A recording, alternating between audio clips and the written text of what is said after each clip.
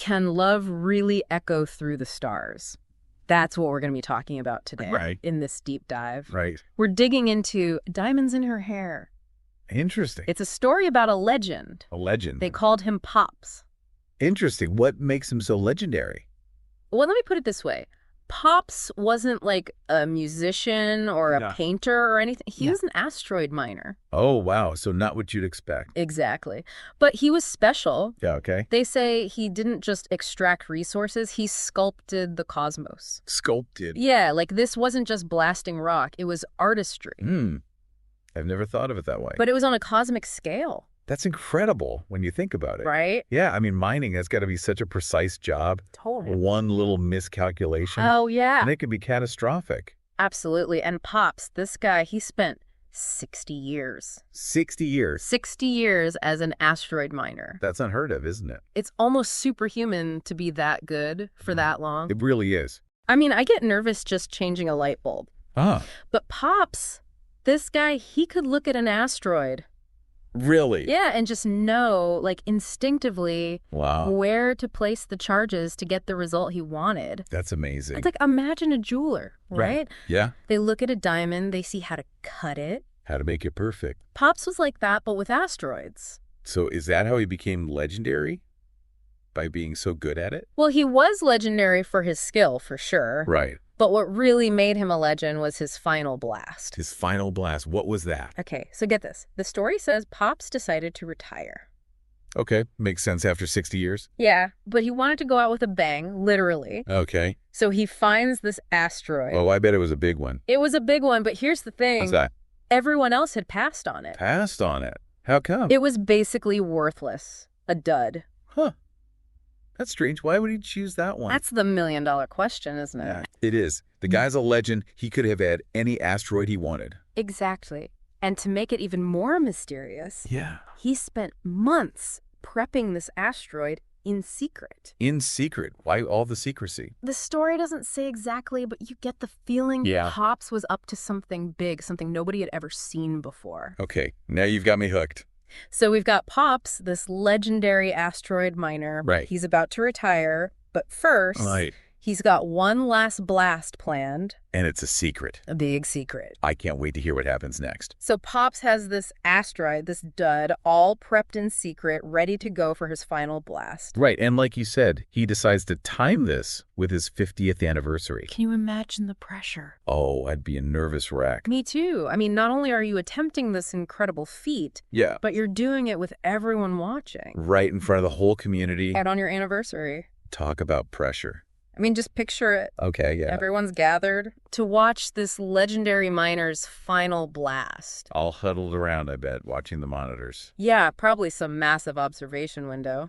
Oh, yeah. The tension's got to be thick enough to cut with a diamond cutter. And poor Sally. Oh, I know, right? Can you imagine being in her shoes? I can't even imagine. All that pressure on Pops. And not knowing if he's going to pull it off or not. Or it's going to be a disaster. Exactly. But you know what gets me? What's that? The story says this wasn't just any asteroid. This thing was massive. Oh, yeah. Yeah, like way bigger than anything Pops had blasted before. Wow, so the stakes were even higher than we thought. Oh, yeah. I mean, think of the calculations involved. Yeah, it's mind-boggling. The timing, the precision. One tiny mistake. One tiny mistake, and it's all over. He must have been so confident in his abilities. He was, and you know what? The story says he pulled it off. He did. What happened? How'd it go? Well, imagine this. Okay. The detonation sequence starts. Okay. But instead of this big, chaotic explosion, it's like a symphony of light and dust. A symphony? What do you mean? Like it was all perfectly timed, orchestrated. No way, are you serious? Dead serious. The story says it was like nothing anyone had ever seen before. Wow, I bet. And then as the dust settles, they see it. Yeah. Sally's face. Sally's face. Formed from the asteroid. Wait, what? You're saying he carved her face? Not carved, it was more like he sculpted it. Sculpted it out of the acid? Out of the dust and debris, it was huge. That's incredible, but how is that even possible? That's the thing about Pops, he wasn't just a miner. He was an artist. He was an artist, and the story says he used the surrounding stardust, too. Stardust? Yeah, like he wove it into the image of Sally. So it was like Sparkling. Like she had diamonds in her hair. Wow, that gives me chills just thinking about it. Me too. It's beautiful and kind of terrifying at the same time, you know? I know what you mean. It's like the vastness of space. Yeah. And then this incredible testament to love. It makes you think, doesn't it? It really does. It's kind of like, you'd think after that, Pops would be, I don't know, like some kind of celebrity, Pops the cosmic artist or something. Right. Like imagine the publicity. Yeah, exactly. But that's not what he did. Oh. Nope. The story says he just packed up. Really? Yeah, went home to Sally. Huh. Just like that. Just like that. No fanfare, no fuss. That's kind of cool, you know? It is, isn't it? Like he did this incredible thing. Yeah. This amazing display of love and artistry. And skill. Don't forget the skill. Oh, yeah, for sure. But then he just walks away like it was nothing. Says a lot about him, don't you think? It really does. Makes you think about what's truly important, right? Yeah, like in the end, Yeah. it wasn't about the fame or the recognition. It was about love. Exactly. Just a man and his love for his wife. It's a pretty powerful message. It really is. And you know what gets me? What's that?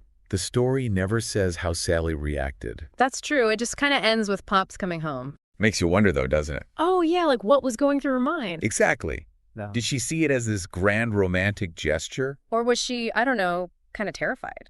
Or maybe a little bit of both? Probably, right? It's like, how do you even process something like that? You know what I'd like to think? What's that? I like to think it brought them even closer. Oh, that's sweet. Like even after 50 years, Yeah. that's a lifetime, you know? But this gesture, Yeah. it was like a reminder, you know, What? of the power of their love, that it could even touch the stars. It makes you want to see it, doesn't it? See it. Yeah, like travel out to that asteroid field. Oh, right. The story did say it became a popular spot. Yeah, people come from all over to see Sally's face. Wow, just imagine that. I know, right? It'd be incredible. Stardust and starlight, all shaped by love. It really makes you think, doesn't it? About. About all the stories out there, hidden among the stars. And the people who tell them. And the love and artistry that connects us all. Even across the vastness of space. Well said. Thank you. And on that note, we'll leave you to ponder the echoes of Pops and Sally's story. A story about love that quite literally reached for the stars.